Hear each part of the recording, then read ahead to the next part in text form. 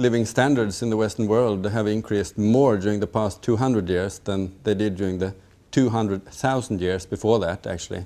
So we have had an enormous increase in prosperity, and what happened was basically that some 500 years ago we saw that small city-states started trading, and we saw that the very powerful church and the very powerful kings, their power was cut back, so that there was more freedom for people to trade and to start companies and to start banks and to earn money, etc.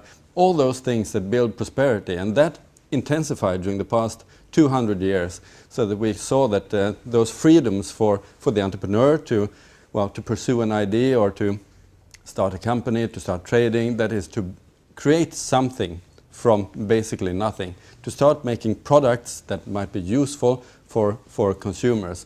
That is the process that was started about 200 years ago and has been intensifying. So that's freedoms for people to create more prosperity, create goods and services and jobs out of starting companies and competing for the consumers.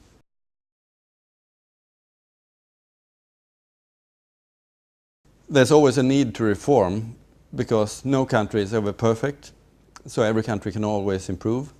But we also can see that many of the systems that we now have in, for instance, pensions or healthcare or regulations in labor markets were founded in a time when there were ideas that were dominant, for instance, about the need to have a more centrally planned economy, which we today know are false. So we know that these systems have false grounds, and therefore there's a need to reform.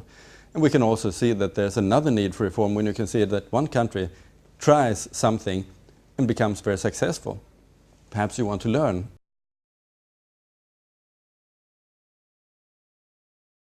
If we take those 200 years, that countries 200 years ago were very different compared to what countries are today. So countries have actually reformed in very fundamental ways, and they have improved the institutions in many ways, so that the entrepreneur can have more freedom to create something, to create more prosperity, create better goods, and to hire people, create jobs, etc. Those institutions have changed and they have improved. It's the political institutions, it's the economic institutions, but we don't have to look 200 years. We can only look 20 years behind, because we can see that in Eastern and Central Europe we had the centrally planned economic disaster, which was, the totalitarian communist system totally broke apart. Hundreds and millions of people came out of it, and they started creating those freedoms again for people. So systems can definitely change, but we don't have to go to those revolutions. We can also look through the Western world in the past 20 years, because a number of countries, such as the Netherlands and Sweden and many other countries, have reformed substantially, so it has been possible. But of course, it's not easy, and there's resistance within the systems, but it is possible.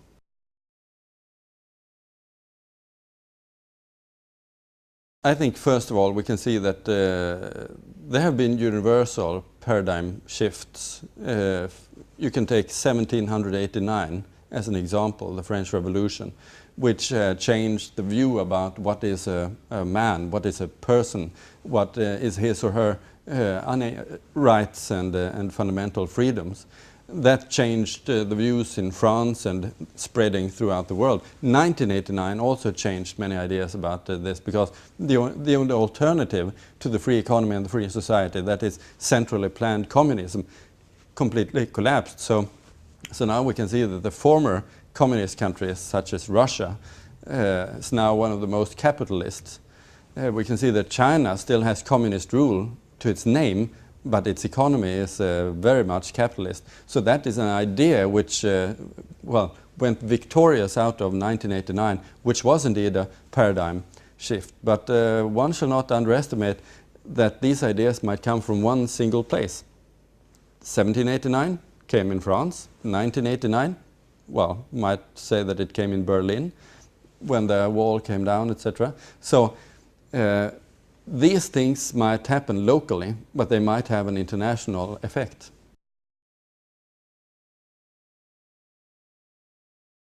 Quite often politicians in various countries try to blame the lack of success or a lack of growth or lack of employment growth, lack of investments, by referring to something that they can't change, saying that, oh, it's in the culture, Oh, it's because we're too far away from everything else. Oh, it's because we don't have access to the sea, or etc., etc. They always have excuses for just to explain why the country is not successful. But the point is that we can now see that throughout the world, very different kinds of countries have become very successful and created prosperity for their citizens, like big or small countries.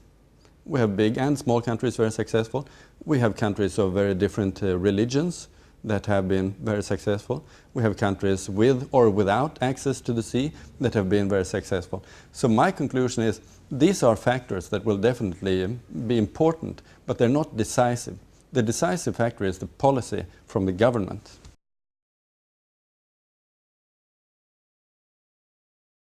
In my book, The Guide to Reform, I try to describe first of all, the obstacles to reform, because we know a lot about what kind of reforms we need throughout the Western world, because we can see what's not working, and we can see which countries have been successful in different ways, and if we can try just to combine the successful reforms from different countries, we can be very, very successful. So we know a lot about what to do, but we don't know very much about how to do it, because there are obstacles. And those obstacles can be overcome, is my point. And then you can use, it's all up to your reform strategy.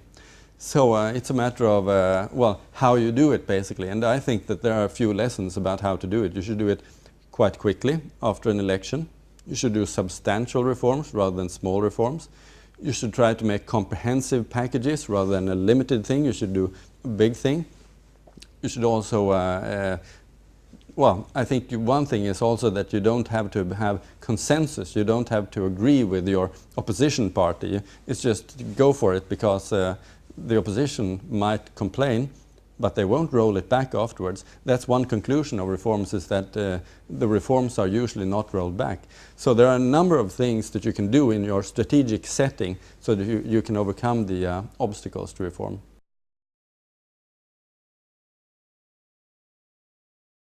If we look in the past 2 decades, we can see, of course, Eastern and Central Europe has been marvelously reforming, coming away from the centrally planned economy and the disaster that followed that. And you know, in 20 years ago, people predicted that these countries will become very poor and there will be refugees coming from these countries.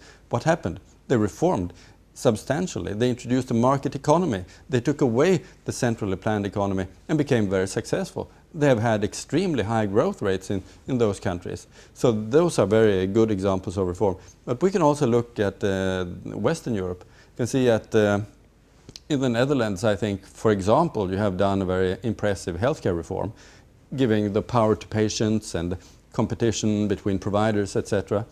Look at Sweden. We were one of the first countries to deregulate the telecoms market. And so we have had a very impressive development in that industry, and consumer prices have fallen by 75%. We can go to Ireland, which was once Western Europe's poorest country, which is now, despite the crisis, still one of the wealthiest countries in the world, thanks to its decreases of taxes, thanks to its deregulations of various kinds, which have attracted enormous investments in Ireland. And I can continue like that. Denmark and the labour market, they have a very free labour market, creating lots of jobs, very, very low youth unemployment despite the crisis. We can go to Australia to see that they have deregulated for entrepreneurs. 13% of the population is now in entrepreneurial activity, creating wealth and prosperity for everyone. So countries can do it, and the countries have done so for the past 2 decades.